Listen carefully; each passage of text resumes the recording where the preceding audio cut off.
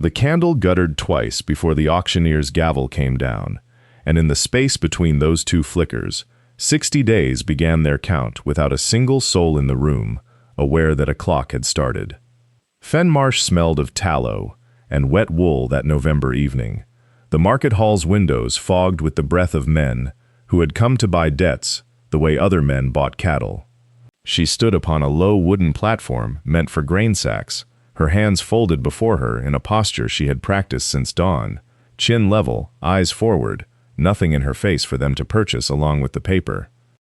1,400 pounds, the auctioneer called, the full indenture, terms as recorded. A murmur went through the gathered men, merchants in good coats, a magistrate's clerk, 2 women who had come only to watch another woman's ruin as entertainment. She did not look at them. She had decided this on the walk from the cottage, that she would give them her posture and nothing else, that whatever else her brother's cards had cost her, they would not have the satisfaction of her eyes. The creditor sat near the front, a man of perhaps 50 with the civility of someone who had never once needed to raise his voice to ruin another person. He watched her the way he might watch a column of figures resolve itself, and when he spoke, it was without heat. "Edmund's sister," he said to the man beside him, not troubling to lower his voice. "Pity, she has better bones than the brother had sense." Laughter, brief and ugly, moved through the room. She kept her chin level. It was then that the door at the rear opened, letting in a gust of rain-wet air, and a man the room had not expected. Tall, dark-coated, his left hand gloved, though the evening was not so cold as to require it. He did not remove his hat. He did not need to. Every head in the hall had already turned, and the auctioneer's voice had already faltered into silence, because the Duke of Ashcombe did not attend private auctions of debt, and yet here he was, standing just inside the threshold with the reins still on his shoulders. 1,400, he said, only that. No greeting, no explanation. The words dropped into the room like a stone into still water. The creditor's mouth curved, not quite a smile. "Your Grace does not usually trouble himself with such small commerce." 1,400, the Duke said again, and the terms recorded before witnesses tonight, not amended after. She had not moved, had not permitted herself the indignity of hope, but something in her chest had gone very still, the way a held breath goes still, before it must at last be released. She did not yet know his name would come to mean anything to her beyond the sum written beside it in the ledger of her ruin. She knew only that the gavel came down a second time, and that somewhere beneath the market hall's damp rafters, a clock she could not see had begun, silently, to count toward 60. The rain had followed him in, it seemed, for even after the doors were shut and barred against the night, she could smell it on him still, wet wool and horse, and something colder beneath, like iron left out in weather. He did not look at her again. He signed where the clerk indicated, his left hand emerging from its glove only far enough to hold the pen, and she saw, before he turned the wrist away, that the skin there was not skin as she understood it, but something the fire had rewritten.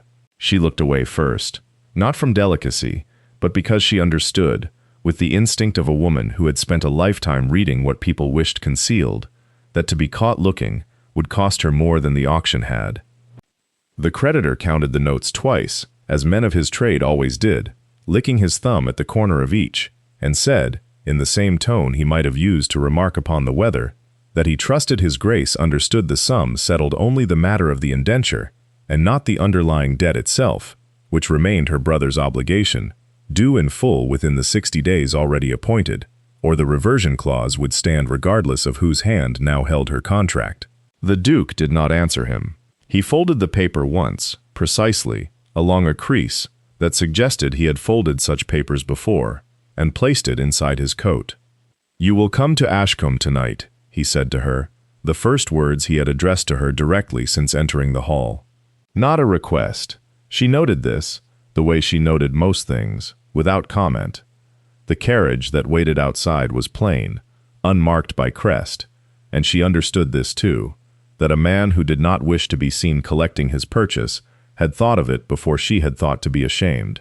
The rain had thinned to a mist by the time they reached the road, and she sat with her hands folded in her lap, the ledger of her brother's ruin still faintly visible behind her eyes, though she carried nothing of it with her now, only the clothes she had worn to be sold in.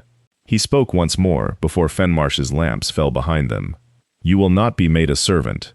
A pause, the wheels loud on the wet stone. "You restore ledgers. I am told this. Ashcombe has ledgers that have wanted restoring since the flood took the east wing 3 winters past." He did not say why he had come. He did not say why £1,400 had seemed to him a sum worth spending on a stranger's contract. She did not ask. She had already begun, without meaning to count the days that remained to her, not the ones since the gavel, but the ones still owed, somewhere ahead in the dark, to a debt the auction had not truly touched at all. Ashcombe Hall announced itself first by smell, wet stone, wood smoke, and beneath both, faint as a bruise, the memory of char that no amount of scrubbing had ever quite lifted from the east wing's ruined plaster. She noticed it the moment the carriage door opened, before she noticed the size of the house, or the row of windows dark as unclaimed teeth against the gray morning. A house that had burned, she thought, and gone on living anyway. An old man came down the steps to meet them, moving with the careful economy of someone whose joints had opinions about the weather. He held an umbrella he did not offer her, and studied her with an attention that was not unkind, only thorough, the way one might study a ledger column that refused to balance. "Hollis," the Duke said, by way of introduction, and nothing more. No explanation of who she was, or why she had come with mud still drying on the hem of her one good dress. "Miss," Hollis said, and bowed the precise depth that etiquette allowed a stranger of uncertain rank, no more, no less. And she understood she had just been measured, and filed somewhere between servant and guest, a category the house did not yet have a name for. Inside, the hall was colder than the yard. Dust sheets ghosted over furniture in rooms she passed but did not enter. A long-case clock in the passage had stopped at some hour she couldn't guess, its pendulum still as a held breath. She was given a room on the second floor, small, clean, its window facing the stable block rather than the drive. A room, she understood, chosen so she might come and go without being seen to come and go. She did not resent it.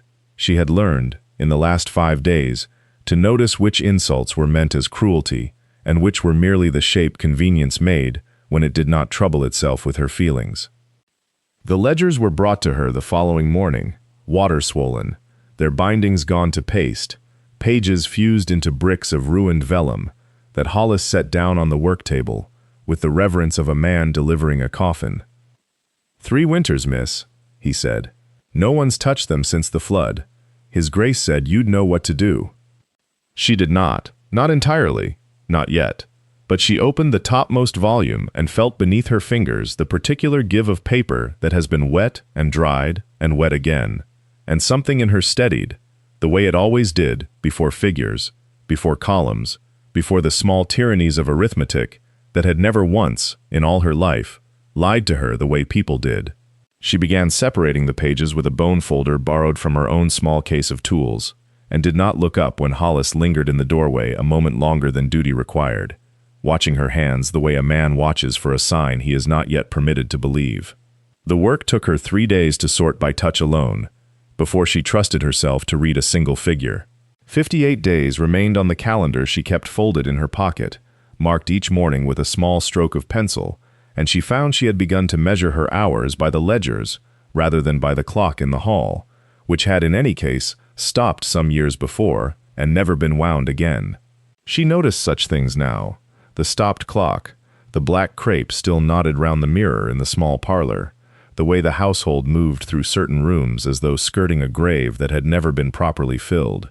No one told her. She was not the sort of woman to whom such things were told. She was the sort who was left to discover them in the silences that followed her questions.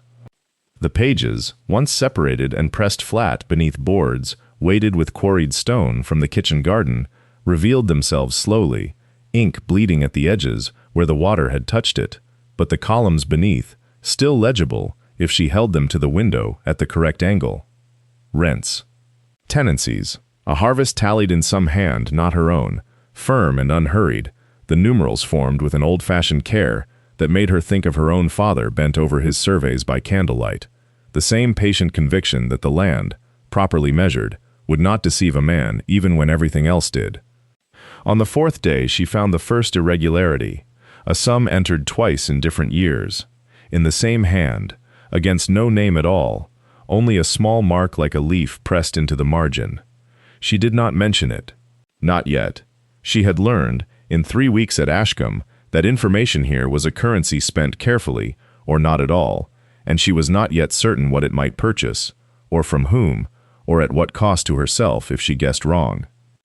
The Dowager Duchess found her that afternoon, still bent over the table, ink on her fingers, hair coming loose from its pins, in a manner that would have earned her aunt's disapproval in another life. The old woman did not scold. She stood a long moment in the doorway, much as Hollis had, and said only, "My nephew has not entered this room in 4 years," before turning and going out again, leaving the words to settle over the ledgers like dust that had been disturbed and would not easily lie flat once more. She looked down at the leaf-marked entry and did not touch it again that day, though she thought of it often, turning it over as one turns a coin whose face one cannot yet read. Day 41 arrived gray and wet, the rain coming sideways off the fens in a manner the tenants called a hollow rain, for the way it hollowed out the roads and left them soft as bread. She counted it against the calendar she kept pinned inside the cover of her workbook, a private accounting that ran alongside the public one Hollis kept for the house, his in careful copperplate for the Duke's eyes, hers in pencil, meant for no one. 41 days gone, 19 remaining until the true reckoning, the one the creditor's letter had specified in a hand so precise it might have been engraved, full and final settlement, or reversion in kind. She had read that phrase so many times, the words had stopped meaning anything at all, the way a word repeated aloud too often becomes only sound. The Duke did not return to the ledger room, though she felt his absence there as a kind of pressure, the way one feels a storm before it breaks. She heard of him instead, from Hollis, who mentioned in passing that his lordship had ridden out at dawn to the northern boundary where the drainage had failed again, from a scullery girl who reported, with the breathless authority of servants everywhere, that he had not slept above 4 hours since Michaelmas. She gathered him in fragments, the way she was gathering the ledgers themselves, torn pages assembling slowly into a shape that might, in time, resemble a whole man. On the 43rd day she found the second leaf-marked entry. It sat 3 pages further on, in the same careful hand, recording 11 shillings paid to a widow named Tuck for the mending of a roof at Michaelmas 12-month. She held the page to the window light and studied the mark again. Not a signature, not quite a flourish, but something drawn with the particular care of a person who did not wish to be found, and yet could not quite bring themselves to leave no trace at all. She thought of the dowager's words. 4 years. She counted backward without meaning to, and arrived, with a small cold jolt, at a date she recognized from the flyleaf of the household Bible in the long gallery, the date of the old Duchess's death. She did not write this down. She closed the ledger instead, and sat with her hands flat upon its cover, aware of the rain against the glass, and the fire gone low in the grate, and of a feeling she could not yet name, though it sat in her chest with the particular weight of a thing she suspected she would carry for some time before she understood what it was asking of her. 43 days remained. She knew this because she had begun, without quite deciding to, marking them upon a scrap of foolscap kept beneath the blotter, a small private reckoning that answered to no one but herself. Each morning she crossed off the day just past with a single stroke of the pen, and each stroke felt less like hope than like the ticking of some clock she could not see but only hear, somewhere deep in the house's timbers. She did not speak of the second ledger to Hollis, though she suspected, from the particular stillness with which he watched her cross the hall each evening, that he already knew of its existence, or at least of its shape. He had the habit of men who have served long in one house. He seemed to know things not by being told, but by the accumulation of small observed facts, the way a stonemason knows where a wall will crack before it does. "You'll take supper in the small parlor tonight," he told her. "The dowager has asked for company." She went, expecting suspicion, and found instead a kind of testing that had softened at its edges. The dowager sat with her netting untouched in her lap, her eyes sharp above the candle flame. "You have found something," the dowager said, not as a question. "I have found several somethings, your grace," Torn bindings, water-stained rent rolls, a quantity of mouse damage in the eastern boxes that wants attention before Michaelmas. That is not what I meant, and you know it." She said nothing, and the silence between them stretched long enough that the fire cracked twice before the dowager spoke again, more gently than she had yet spoken to her. She was a great one for secrets, the late Duchess. Kept them the way other women keep jewels, polished, private, taken out only when she thought no one watched. The dowager's needle moved once through the netting and stopped. "He does not know you have found it. I should not tell him, if I were you. Not yet." "Why not, Your Grace?" "Because a man who has spent 4 years believing a thing died with his wife is not always grateful to learn it did not." The dowager's gaze did not waver. "Grief is a room, Miss Hale. Some men furnish it very carefully and do not thank you for opening the door before they are ready to leave it." She thought of this long after she had returned to the small chamber that had become, without any formal naming of it, her own. Thought of the mark in the ledger, of the Widow Tuck's mended roof, of the particular economy of a grief that expressed itself in 11 shillings, paid quietly and never spoken of. She took up her pen and, before she extinguished the candle, made her nightly stroke upon the foolscap. 42 now. She did not sleep long, and when she woke before dawn to the sound of rain still falling steadily against the glass, her first thought, unbidden and unwelcome, was of the Duke's scarred hand, and whether it, too, had once held a pen with such careful, secret tenderness. The thought unsettled her enough that she rose before the house had properly stirred, wrapping a shawl about her shoulders against the chill that always seemed to gather in that particular chamber no matter the season, and went down to the ledger room while the rain still traced its slow argument against the windows. 42 days. She had begun, without quite deciding to, a private accounting of her own, not of shillings and roof mendings, but of hours. How many she had spent with the flood-stained pages spread before her like the skin of some patient animal, stitching torn corners with the fine waxed thread she had brought from her father's workshop, the same thread he had once used to bind survey maps that would outlast the men who drew them. She found Hollis already at the hearth when she entered, feeding it with the economy of a man who had counted coals for 41 years and expected to count them for several more. He did not startle at her early appearance. Very little startled Hollis, which she had come to understand was its own kind of loyalty. "You're at it early, Miss Hale. The rain woke me. Rain's been at Ashcombe longer than either of us." He straightened, brushing coal dust from his palm, with the particular slowness of old joints in cold weather. "His Grace is out already, stable yard." She had not asked, and yet the information settled into her like a stone dropped into still water, sending its small rings outward. "In this weather. He rides in worse. Has done, since." Hollis stopped himself with the practiced discretion of a servant who had learned exactly which sentences were permitted to finish themselves and which were not. He busied himself instead with the second grate, and she did not press him, understanding by now that Ashcombe's silences were as carefully kept as its ledgers. She worked through the gray hour that followed with more attention to the page before her than she gave her own thoughts, though the two kept threading together despite her efforts.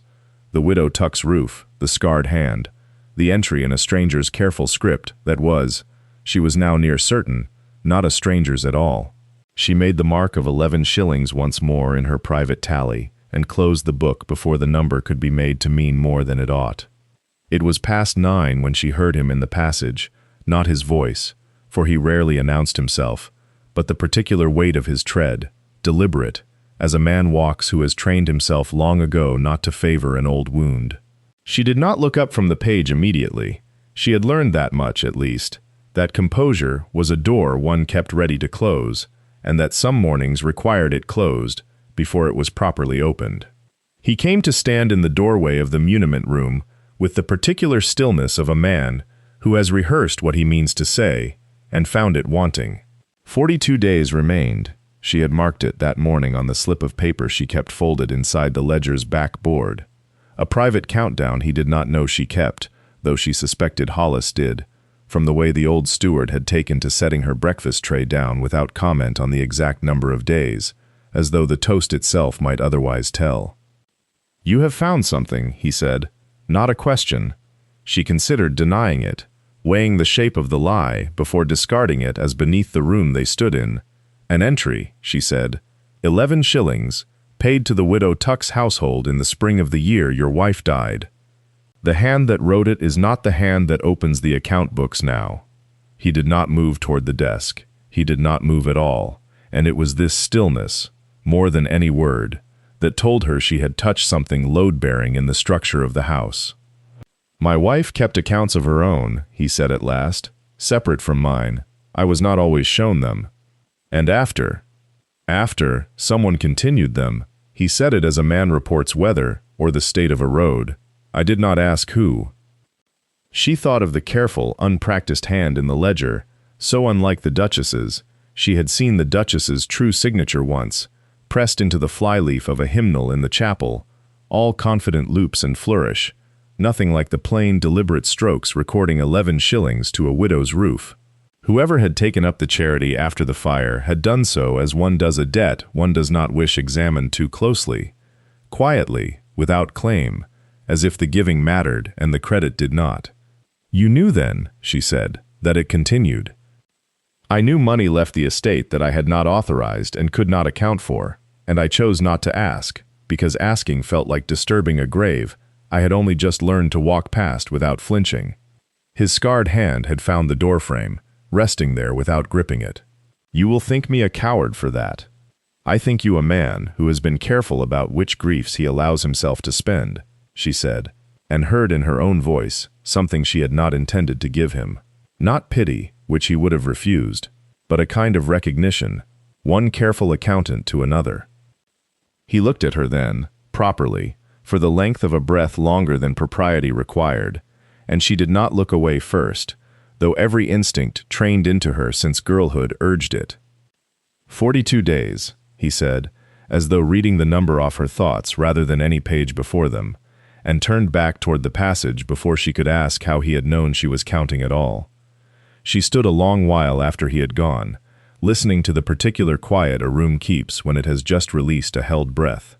The candle on the study desk had burned down to a stub no thicker than her smallest finger, and she watched the wax pool and harden along the brass dish, thinking of nothing in particular, which was itself a kind of luxury she had not allowed herself in some weeks.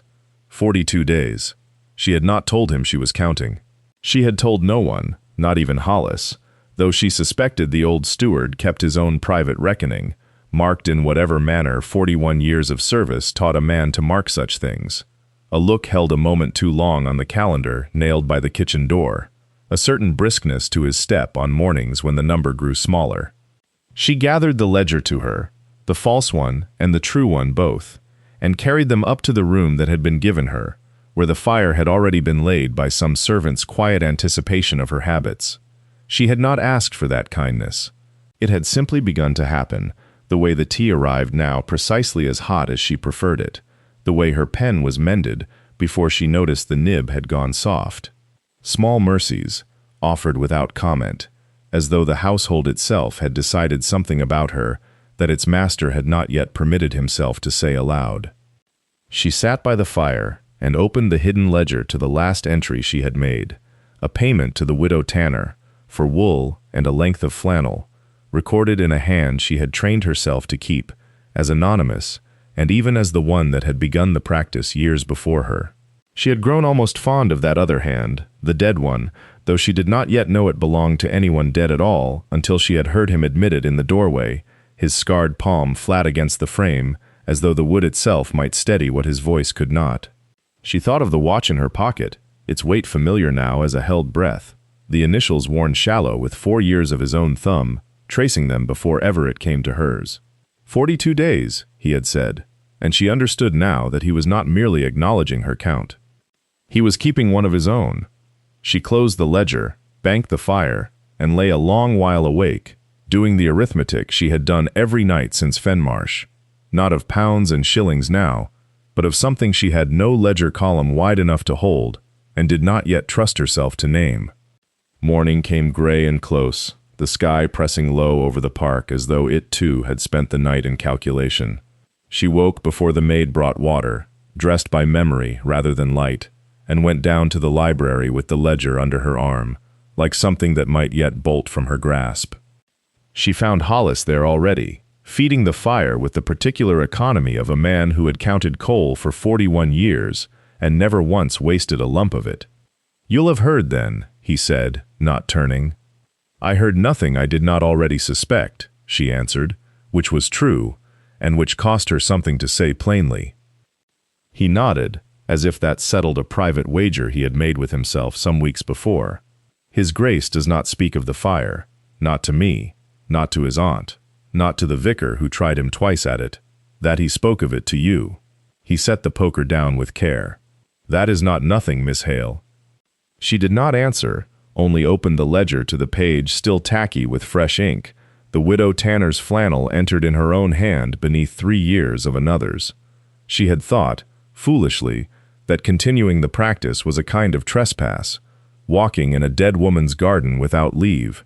Now she understood it had been something closer to conversation, carried on across a silence he had built brick by brick since the fire, and she had answered without knowing to whom she spoke. The dowager found her there an hour later, and for once made no comment on ink-stained fingers or the lateness of the hour she kept. She only stood a moment at the window, looking out at the stable yard where the Duke could be seen, speaking low to the head groom, his scarred hand tucked, as ever, half into his coat. 42 days, the dowager said at last, as though continuing a sentence begun long before the girl arrived. "Yes, Your Grace. He has not counted anything since the fire, not seasons, not birthdays, not his own age at his last one, which I had to remind him of myself." She turned from the window. "Count carefully, child. He is learning the habit from you, and I do not think he means to stop when the 60 days are done." She said nothing to that, because there was nothing yet safe to say, and instead bent again over the ledger, the widow Tanner's entry, the wool, the flannel, the small unglamorous arithmetic of mercy that asked nothing in return. She thought of the watch in her pocket and did not take it out, though her thumb found the case through the wool of her skirt without her quite permitting it. Outside, the Duke laughed at something the groom said, a short, surprised sound, as if laughter were a language he was only now recalling how to speak, and she found she had stopped writing to listen for it again. The rain had softened to a fine gray mist by the time she set out for the Tanner cottage, the basket on her arm holding 2 lengths of flannel and a twist of tea wrapped in paper, purchased that morning from the Fenmarsh grocer, with coin she had begun, quietly, to consider her own. 42 days, she had written the number in the corner of the ledger before leaving, a habit now as fixed as the closing of a door, and she found she no longer needed to count backward from 60 to know it. The number simply arrived, the way hunger arrived, or cold. Hollis walked beside her without being asked, his boots finding the drier stones of the lane with the ease of 41 years' practice. He did not speak until the cottage came into view, its thatch dark with wet, smoke rising thin and reluctant from the chimney. Her husband cut peat for his Grace's father, Hollis said. Before the fire, before any of it. He paused at the gate, his hand on the latch but not lifting it. The old Duchess used to walk this lane herself, in weather worse than this, never sent a servant, said a gift carried by another man's hand loses half its warmth. And now? Now she sends you. He said it without irony, which was somehow the harder thing to hear. Inside, the widow took the flannel with the particular dignity of the poor who have learned not to thank too loudly, and asked, as she always did, after the health of the estate's fowls, as though this were the true purpose of the visit, and the wool merely incidental. She answered as best she could. The Duke's man had lost 3 hens to a fox. The dowager had scolded him for it as though he had loosed the fox himself, and the widow laughed, a dry, private sound, and said the old Duchess had told nearly the same joke, near enough word for word, the winter before she died. She said nothing to that. She only wrote it, later, in the margin of the ledger, beside the widow Tanner's entry, in the small, cramped hand she had trained herself into, not from vanity, but because a stranger's hand should not sit too boldly beside a dead woman's. It was near dusk when Hollis, sorting the estate's outgoing correspondence at the long table, set down a folded paper before her without comment. She recognized the seal before she opened it, the moneylender's, precise and unhurried, addressed not to her but to the estate's solicitor, requesting confirmation of the 60-day term as agreed, and reminding all parties, in language of exquisite civility, that the reversion clause remained, as ever, a separate and binding matter. She read it twice. Then she closed it, along its original folds, precisely, so that no one glancing at the table might guess it had been opened at all, and sat a moment with her hand flat upon the paper, as though stillness might keep the words from being true. 31 days remained. She had not needed the letter to know it. She had kept the count herself, in a private column at the back of the flood ledger. A tally of hatch marks, she told herself, was merely a discipline of accuracy, the same discipline that made her verify a tenant's rent twice before entering it in ink. But a column of marks does not ache the way a solicitor's letter aches, precise and unhurried, reminding all parties that the reversion clause remained a separate and binding matter, as though her indenture and the debt beneath it were two coins that might yet be spent apart, though she had begun, these past weeks, to believe otherwise. "You've read it, then," said Hollis, not a question. "I have." He did not ask what she made of it.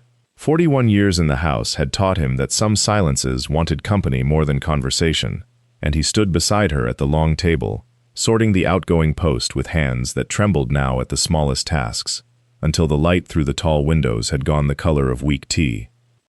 "He'll have seen a copy," Hollis said at last. "The solicitor sends him everything, has done since the fire." "Does he read it?"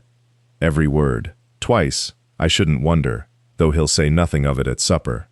Hollis folded the last letter and set it atop the others with the care of a man closing a ledger of his own. "That is his way, Miss Hale. He carries a thing a long while before he sets it down where others can see the weight of it." She thought of the watch in her pocket, its small, steady tick beneath her fingers, and of the initials worn nearly smooth by some hand, his or hers, the dead Duchess's, that had held it longest. She had not returned it. She told herself this was prudence, that a token of trust returned too soon might be mistaken for a debt considered paid before it was, and that some things ought not to be surrendered merely because the surrendering would be easy. She rose, gathered the ledger and the letter both, and carried them not to her own small room above the east stair, but toward the library, where a strip of lamplight already showed beneath the door. She had meant, she told herself, only to inform him of the solicitor's correspondence, as her position required. She did not examine too closely why her hand, lifted to knock, hesitated first against the folded paper in her pocket, nor why the 31 hatch marks in her private column had begun, of late, to feel less like a measure of danger than a measure of something she was not yet ready to lose. The knock, when it came, was softer than she intended, as though her knuckles had thought better of the matter a half-second after her arm had not. From within came the scrape of a chair, unhurried, and then his voice, low, asking who disturbed him at such an hour.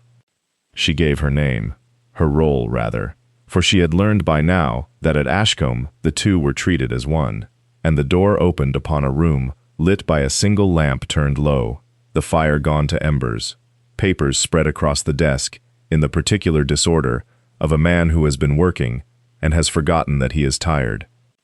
He did not sit again until she had. This, she noticed, as she noticed most things about him now, without permitting herself to dwell upon the noticing. She laid the solicitor's letter before him and said what she had come to say, in the plain terms she used for all matters of business, that the man in Fenmarsh required a further accounting before he would confirm the sum owed against her brother's name, and that the confirmation, once given, could not afterward be withdrawn. 29 days, he said, not as a question. 29, she agreed, though her private column, she did not tell him, already read 31, the discrepancy being a matter of which morning one chose to count from, and she had chosen the harder one on purpose, the better to be surprised by good news rather than wounded by bad. He turned the letter over once, as though its verso might contain some further honesty the front had withheld, then set it down and looked at her with the particular stillness she had come to associate with the moments before he said something he had considered longer than he let show. "You need not have brought this tonight." It would not keep till morning in my thinking, whatever it might do on the page. Something in his mouth moved. Not quite a smile, more the shadow a smile leaves behind when it has decided not to arrive. Hollis tells me you have not slept before midnight in a fortnight. Hollis exaggerates the hour by his own bedtime, not mine. Hollis has kept this house 41 years. He does not exaggerate. He merely notices what others are too proud to admit noticing themselves. She did not answer that, because she found she had no ready answer, and because the fire chose that moment to settle with a small collapsing sound, and because her hand had gone, without her leave, to the shape of the watch in her pocket, and she saw, too late to prevent it, that his eyes had followed the movement and understood exactly what it was that her fingers had touched and had not offered. He said nothing of it. He only rose, banked the fire himself rather than ring for a servant at such an hour, and told her, in a voice gone quieter than before, that 29 days or 31, it made little difference now, for he did not intend to let the counting end the way the ledger's first owner had feared it would. He left her alone with the fire's banked coals and the sound of his boots receding down the corridor, unhurried, as though 30 days and 31 were truly the same, to a man who had already decided how the counting would end. She sat some minutes longer than was sensible, watching the last flame gutter blue at its edge, and only when the clock on the mantel struck the half-hour did she rise and climb to her own room, the watch a small warm weight against her hip the whole way up the stair, as it always was now, though she had told herself a dozen times that a woman in her position had no business carrying a gentleman's timepiece as though it were her own. Morning came gray and close, the kind of December light that seemed reluctant to commit itself to either rain or frost. She was at the ledger table before the household bell, her fingers already stained at the second knuckle from the iron gall ink she used for repairs, and she worked through the forenoon on the hidden book, the one that recorded, in a hand grown steadily less certain across its pages, small sums paid out to tenant families under no name at all. £4 to the widow Caro for a roof, £2.10 to the Pargeter children for schooling. She had continued the entries herself these 6 weeks past, matching the old hand's careful economy, telling herself it was simple stewardship, the kind any archivist owed a house that fed her. It was near noon when she found the entry that stopped her needle mid-stitch. A payment, dated 11 months before her own arrival at Ashcombe, to a family she recognized, Hollis's late sister's people, out past the mill, and beside it, in the margin, not the Duchess's careful copperplate, but a heavier hand, cramped and left slanting, the ink gone brown with age. She had seen that slant before. She had seen it on the flyleaf of the estate's oldest survey map, initialed by the man who had commissioned it. She sat very still, the needle suspended above the torn page, and did the arithmetic that had nothing to do with money. 11 months before her arrival was 7 months after the fire that had taken the Duchess and scarred his hand past healing.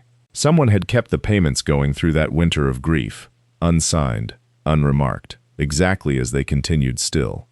She did not go to him with it. She told herself there would be time. 30 days, or was it now 29, and that some discoveries wanted a quieter hour than a wet Tuesday noon.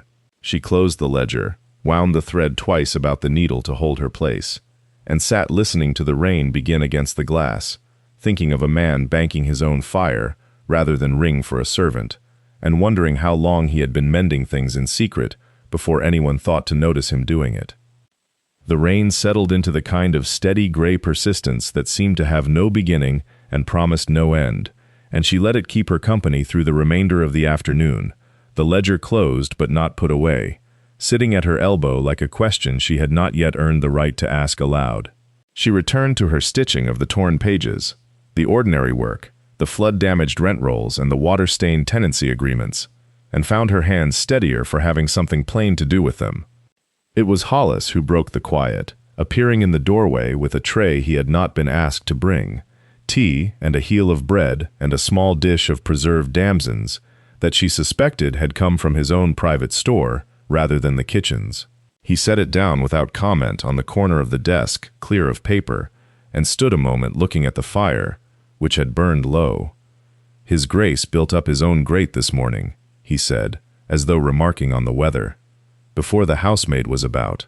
I have known him do it before, in the bad years, never after. She did not look up from her needle. Perhaps he finds it steadies him. Perhaps. Hollis moved to the fire and coaxed it with the poker, an economy of motion that spoke of 41 years' practice. There are men who cannot bear to be waited on when the waiting reminds them of what they have lost. I have seen him refuse a fire built by another hand for a fortnight together in the January after. He stopped himself, the way a man stops at the edge of ground he has promised himself not to walk upon. Well, it is not my place to say more than that. No, she agreed, gently. It is not, and let the silence stand between them as its own kind of courtesy. He left her the tea and the damsons and took his leave, and she ate slowly, watching the window where the rain had begun to blur the shape of the stable yard beyond, the dark bulk of the loose boxes, and the paler gravel between them, going soft at the edges, like a drawing left out in weather. 29 days. She turned the number over as she might turn a coin, feeling its two faces, the arithmetic of the debt still owed, and the arithmetic of a man who built his own fires in the dark, rather than let a servant see his hands shake. She thought of the cramped, left slanting hand in the ledger, and of the Duke's scarred left hand resting always slightly turned from the light at dinner, and told herself again that there would be a quieter hour for what she meant to say. But the rain did not relent, and the fire Hollis had mended burned on steadily behind her, and somewhere beyond the glass a horse shifted and stamped once in its stall, as though even the stable yard were counting down the same diminishing number of days that she was. She did not go to him that night. She told herself it was the rain, and the lateness of the hour, and the impropriety of seeking out a man's study after the household had gone to bed with nothing but a ledger entry and a guest to justify the visit. She told herself several things, in fact, arranging them in her mind, like a woman setting a table for guests who would not come, and none of them addressed the true matter, which was fear, not of him, but of being wrong, and of what it would mean to be right.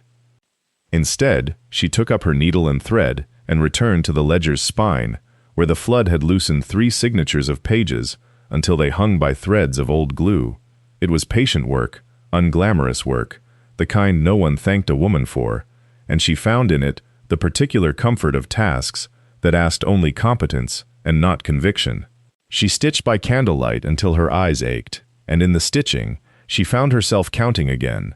Not pages this time, but days, 29 of them, each one now weighted differently than it had been a week before.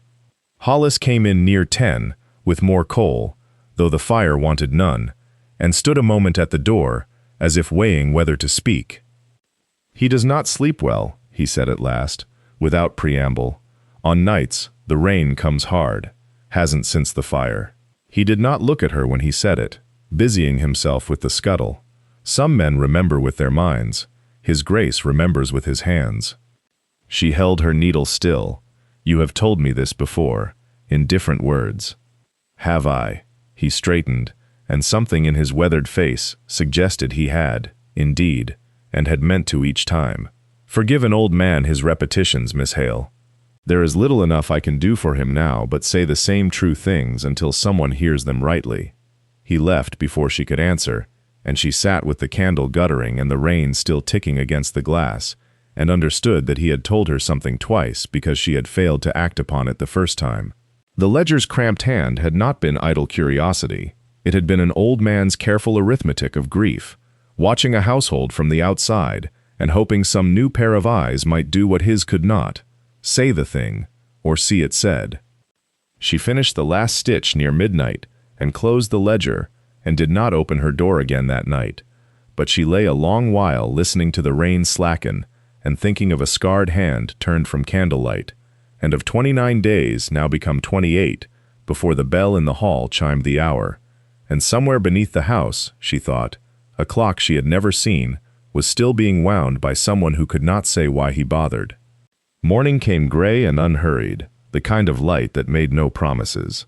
She woke with her fingers still faintly stained from the ink she had mixed the night before to match the ledger's older entries, a small vanity she had not admitted to herself until she saw the smudge on the pillow slip. 28 days. She said the number to the wash basin, to the cold water, to the reflection that looked back at her with more resolve than she felt entitled to. Hollis met her on the stairs, as he so often did now, as though the house had arranged for their paths to cross at the hour when confession was easiest. He said nothing of the previous night's repetitions. He only inquired, with the studied neutrality of a man who has spent 4 decades learning what not to ask, whether she had slept. Enough, she said, which was not quite true, and he accepted it as such men accept most things, without comment, filed away for later use. She spent the morning in the archive room with the shutters open for the first time in a fortnight, letting the pale light fall across the restored pages, and it was there that the Dowager found her, standing in the doorway with her cane, held not for support, but for punctuation, the way she held it when she meant to say something she had considered saying for some time. "You have been at the hidden accounts again," the Dowager said. It was not a question. "I have been finishing what was begun." She did not look up from the stitching, though her needle paused mid-draw. "By whom, do you imagine?" "I do not know. I had thought, at first, some steward long dead. Now I think otherwise." She set the needle down. "I think it was someone who could not bear to stop and could not bear to be seen continuing." The Dowager's cane tapped once against the floorboards, a small percussive agreement. "Grief makes accountants of us all," she said, "though few of us do the sum so quietly." She crossed to the window, looked out at the wet lawns, the stable yard beyond where a groom was leading a horse, in slow circles to cool it. "My nephew has never once told me why he keeps that ledger locked. I have never once asked. There is a great deal in this house that survives only because no one has yet asked it plainly to explain itself. Perhaps it is waiting to be asked. Perhaps." The Dowager turned, and for a moment, something crossed her face that was almost fondness, almost warning. Or perhaps it has been asked 100 times, in 100 small ways, and has simply never yet been answered. She left as she had come, unhurried, and the room settled back into its quiet, the rain light steady on the page, and she sat a long while with the needle idle in her hand, counting, not days now, but the small accumulating weight of everything left unsaid beneath this roof. 52 days. She had taken to marking them not on any calendar, but in the corner of her own ledger page, a small pencil tally that she erased each morning, as though ashamed of the counting, and each evening restored. 52 days since the auction room, since the cold civility of the creditor's bow, since the Duke's voice had cut through the assembled gentry like a blade through wax. 8 days remained until the reversion clause matured, until the technicality that could still, in law, undo everything that had been quietly built in this house of locked ledgers and unspoken debts. She had not told Hollis the number. She had not told the Dowager. She told no one, because to speak it aloud was to grant it a weight it did not yet need to carry, and because there was still work to be done, the hidden ledger's later pages, water-stained and curling, that recorded a payment to a family named Sowerby, then nothing, then a gap of 11 months before the entries resumed in a different ink, a steadier hand. Her own hand, though she had not known it when she began. She sat with the page, now in the last gray light before supper, tracing the gap with one finger, as she had a dozen times before, trying to read in the blank space some account of what had happened in those 11 months, to still a dead woman's charity, and then, mysteriously, revive it. The fire had guttered low, rain had eased to a fine mist against the glass, and somewhere below a door opened and closed, a servant's tread on the flagstones, ordinary sounds that asked nothing of her. She thought of the watch in her pocket, its weight familiar now as her own pulse, the initials worn smooth beneath her thumb from handling. "Return it when you trust him," he had said, and she turned the phrase over as she had turned the ledger's blank months, searching for the moment the meaning had shifted beneath her without her noticing, from obligation to something she had not yet permitted herself to name. 8 days. She rose, banked the fire, gathered the ledger to her chest as though it might otherwise wander off into the dark and be lost again, the way it had once been lost, sealed and silent, waiting for a hand willing to ask it plainly to explain itself. She had asked, she was still asking, and somewhere below, in a locked room she had never entered, the answer waited too, patient, deliberate, counting its own days toward a reckoning she did not yet know. He had already begun to settle. The morning brought Hollis to her door with a message and a look she had learned to read as carefully as any column of figures. The slight downturn at the corner of his mouth that meant something had shifted below stairs that he did not yet trust himself to name aloud. His Grace requests the tenant accounts for the Eastern farms, he said. By noon, if you are able. She was able. She was always able. It was the one certainty the last 8 weeks had given her, that whatever was placed before her, torn page, broken column, a household's worth of grief folded into numbers, her hands would find the thread of it eventually. She dressed in the gray wool that had grown soft with wear, took up the ledger and her own working papers, and went down through corridors still cool with night. The Eastern farms had flooded twice in living memory, and the accounts bore the scars of it, ink run pale, whole seasons' rents recorded twice in different hands, as though two clerks, years apart, had each tried and failed to make sense of the same ruin. She spread the pages across the desk in the small room that had become, without anyone deciding it, hers. Rain-softened paper required a gentler hand than she used elsewhere. She worked with the flat of a bone folder rather than a blade, coaxing rather than forcing, the way her father had taught her to unroll a survey map gone brittle with age. By the time the light through the window had gone from gray to the thin gold of a clearing sky, she had reconciled 4 years of Eastern rents into a single true accounting, and found, tucked at the base of the last page, a note in a hand she now recognized without needing to be told whose it was, small, economical, unsigned. A payment, dated 11 months past, a widow's name beside it, and the word seed. Nothing more. She sat very still with it a long moment. It was not her hand. It could not be her hand, for she had not come to Ashcombe until 8 weeks ago, and this entry predated her arrival by the better part of a year. Someone else had continued the ledger's quiet work before she had ever touched it, had known to look where she had learned to look, had known which widows to name and which to leave unnamed, and had done it, she understood now, with a certainty that settled into her chest like cold water, without expecting to be thanked or even discovered. She closed the ledger gently, as one might close a door on a room where someone was sleeping, and carried the Eastern accounts down to the study herself, rather than sending them by Hollis, telling herself it was efficiency, and knowing, even as she told herself so, that it was not. The study at that hour held the particular hush of a room, accustomed to being entered quietly.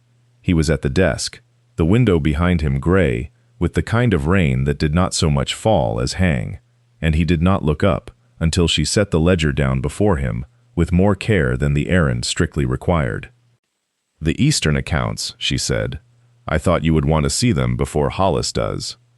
He turned the pages without haste, the way he did most things now, though she had learned to read the small tightening at his jaw, as a man reading forward, already knowing what he would find before he found it. His scarred hand rested flat on the desk's edge, the way it always did when he wished to keep it still. He came to the entry. She watched him come to it, watched the exact moment his eyes stopped moving. "You found the seed money," he said. "I found an entry I did not write." She kept her voice level, the way she had learned to keep it level in rooms where a tremor would be noticed and remembered. 11 months old, before I came. He said nothing for the length of 3 breaths, which she counted, because counting was a habit that steadied her in rooms like this one. "There are things in this house," he said at last, "that were begun before you came, and continued after, and no one thought to ask whose hand had begun them, because the widows were fed, and the seed was bought, and the asking seemed a lesser use of the money than the giving. That is not an answer." "No," he agreed, "it is not." She waited. Rain moved against the glass in long, unhurried streaks, and somewhere below them a door closed, and the house made the small settling sounds a house makes when it has stood 200 years and intends to stand 200 more. He closed the ledger himself this time, his scarred hand flat upon the cover as if to hold something in, rather than keep something out. 53 days, he said, and she understood he was not speaking of the ledger at all. Fenmarsh will not wait past the 60th for the paper to be settled, whatever price was paid at auction. "I have not forgotten the count." "No," he said, "I did not imagine you had." He did not ask her to sit. She did not offer to leave. The ledger lay closed between them, its unsigned entries folded away like a confession neither of them was yet prepared to make aloud. And outside, the rain went on falling on land that had, for 11 months at least, been quietly and carefully cared for by someone who had never once asked to be known. 7 days passed in the ordinary manner of days that are not ordinary at all. Each one counted twice, once by the sun, and once by a private arithmetic she had not asked to learn, but could no longer set down.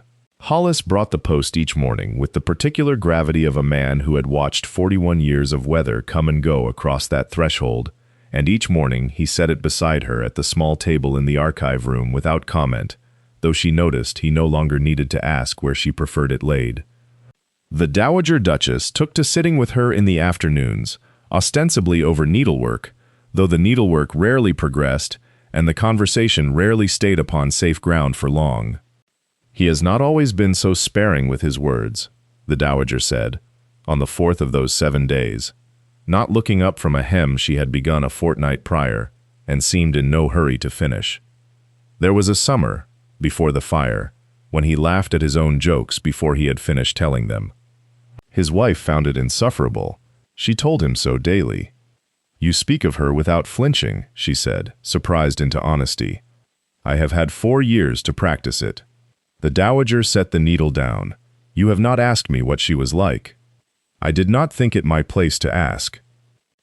"No," the Dowager agreed, with something that might have been approval. "It is not, but I will tell you regardless, because you are the first person in this house who has done anything worth telling her about." She smoothed the fabric across her knee. She was generous, in a manner that embarrassed people. She gave until it was awkward, and she did not care that it was awkward, and when she died half the tenant farms in this valley lost something they were too proud to name aloud. A pause. "You have found her ledger, I think, though no one has said so to me directly." She did not deny it. There seemed, by then, little use in denying anything to a woman who had watched the house so long and so closely. "He does not speak of her," the Dowager went on, "because he believes silence is a kind of loyalty. I have told him it is only a kind of hiding. He has not yet forgiven me the observation." Outside, the rain had at last given way to a hard, bright cold, frost, silvering the stable-yard each morning before the grooms were up to scatter it with their boots, and somewhere in the count she was keeping, 53 days become 46, 46 become 41, she found herself less afraid of the arithmetic than she had been, and more afraid of what might happen when it finally reached its end. On the 41st morning she found, tucked between 2 pages of the hidden ledger, a column of figures in a hand she had not seen before, not the late Duchess's careful copperplate, nor her own smaller script that had begun, without quite deciding to, adding entries of its own these past weeks. This third hand was heavier, the ink pressed hard enough to show through to the page beneath, as though the writer had gripped the pen the way a man grips a rail on a rocking ship. She sat with it a long while in the cold library, the window gone gray with the morning's frost not yet burned off, and did not at first understand why her chest had gone tight, only that some part of her had recognized the slant of the letters before her mind had caught up to name it. She said nothing of it to Hollis, though she noticed, that same afternoon, that he watched her more carefully than usual as she carried the ledger back to its shelf, and that he did not ask what she had found, which she had come to understand was itself a kind of asking. The Duke, for his part, had grown no less guarded, but there were fissures now in the guarding, a habit, lately, of appearing in the library doorway at dusk, with some pretext of estate business that neither of them troubled to pursue past the first sentence, standing instead, in a silence that had stopped being uncomfortable some time before either of them remarked upon it. He did not mention the ledger, she did not mention the hand in it. Between them the unspoken thing sat as plainly as the watch in her pocket, which she still carried, still wound each morning by habit, still had not returned. The Dowager, who missed little and confirmed less, took to watching them both across the dinner table with an expression the servants had begun, privately, to call her arithmetic face, the look of a woman doing sums she did not intend to share until the total came due. 41 days became 34.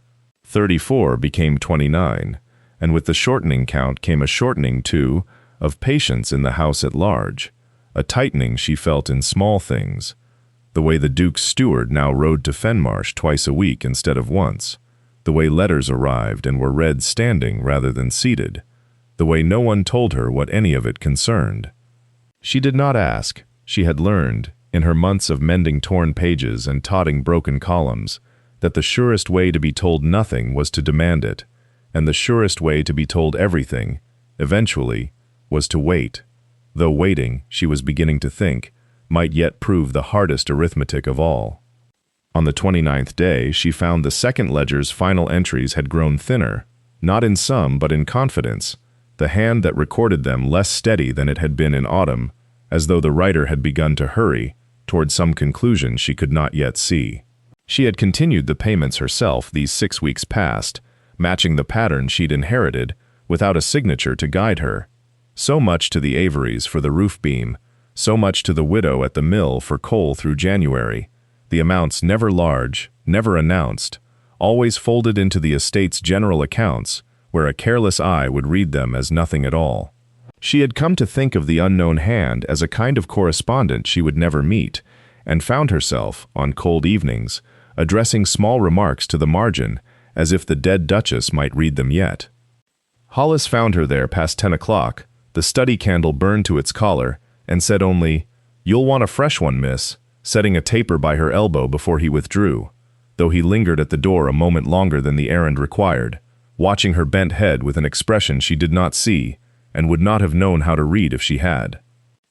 The 28th day brought a letter from Fenmarsh, addressed in a hand she recognized with a small, cold drop of the stomach, the creditor's clerk, requesting confirmation of certain particulars regarding the reversion clause, its language dry and without malice, which somehow made it worse. She did not open it herself. It was brought to the Duke at breakfast, and he read it standing, as had become his habit, his face giving nothing to the room, though his scarred hand closed briefly on the letter's edge before he folded it away into his coat. "Nothing that need concern you," he told her, when she asked only whether the accounts wanted attending, and she let the lie stand between them, as one lets a servant clear a plate not yet finished, with the understanding that it would return. The Dowager, that evening, poured her tea with unusual care, and said, apropos of nothing, "There is a particular unkindness in men who think silence is a mercy," and offered no further explanation, only the sugar, which she took, though she did not want it. She wound the watch that night by the fire, as she always did, and did not open its case, though she had come near to it a dozen times these past weeks, her thumb resting on the catch, the way one's tongue returns to a loose tooth. Not yet, not yet, some small stubborn instinct told her, though she could no longer have said what she was waiting for, only that the number of days remaining to wait for it had grown very small indeed. The 60th day arrived the way most reckonings do, without thunder, without any particular weather at all, only a gray, ordinary light over the stable yard, and the smell of wet straw and horse breath hanging in the cold. He was there before she was, standing by the mounting block with his coat unbuttoned, as though he had dressed in haste, or had not slept, or both. In his hand he held the ledger, not the flood-swollen ruin she had first stitched back together with waxed thread and patience, but the whole restored book, its spine mended, its pages flattened and dry, the anonymous entries in her own hand, running alongside an older hand she now understood, with a small private ache, to have been his. "The debt is discharged," he said. "Not the auction price, the debt itself. I paid the creditor directly, a fortnight past, under no name he would recognize as mine." He held the ledger out to her across the space between them, and she took it, feeling the weight of it settle into her arms, the way a returned thing settles, heavier, somehow, than when it had first been lost. "You owe nothing further to anyone, not to him, not to your brother's ruin, not to this house." A pause, in which the horses shifted in their stalls, and a groom, wisely, found something to attend to at the far end of the yard. The coach to Fenmarsh, Leaves within the hour, should you wish it." She did not answer him at once. She set the ledger down upon the mounting block, and from her pocket she drew the watch, the case still warm from where it had lain against her all night, and held it out to him on her open palm, not as payment, not as the settling of any account, but the way one returns a thing precisely because it has ceased to be owed. He looked at it a long moment before he took it, and when his hand closed over hers, it was his scarred hand, the one he kept always half hidden, and he did not withdraw it. Neither of them spoke of coaches again. The dowager, watching from the breakfast-room window with her tea gone properly cold for once, and no complaint of it, would tell Hollis only that the morning had turned out fine after all, and Hollis, 41 years in that house, and no stranger to the weather of it, said that he had thought as much since Tuesday. There are debts a person pays to be free of them, and there are debts a person keeps, gladly, because being owed is itself a kind of company, and it is only ever the second kind that anyone, in the end, calls love.